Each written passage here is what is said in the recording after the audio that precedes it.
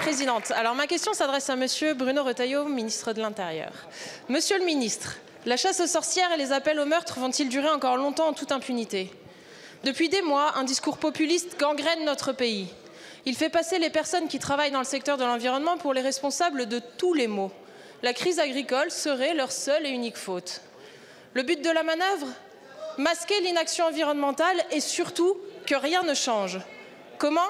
En visant les travailleuses et les travailleurs engagés dans la transition environnementale, qu'il est pourtant aujourd'hui vital de mener.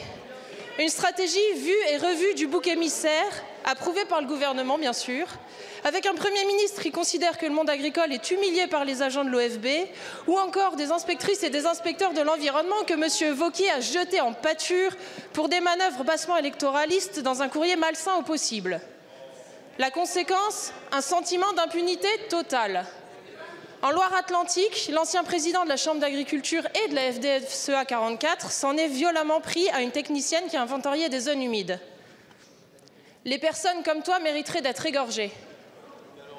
Ce sont ces mots. Sans mesurer la gravité des faits, il s'en prend à l'écologie et au bureau d'études qu'il assimile dans un formidable amalgame à des structures militantes.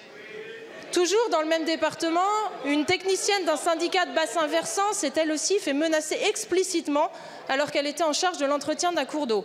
Je cite encore: « Les fonctionnaires, faudrait les buter ». Désormais, il devient dangereux pour ces salariés et agents publics de faire leur travail sans craindre pour leur vie.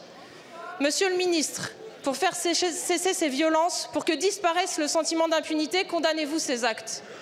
Veillerez-vous à ce que cette fraction violente du monde agricole respecte enfin les lois et les personnes?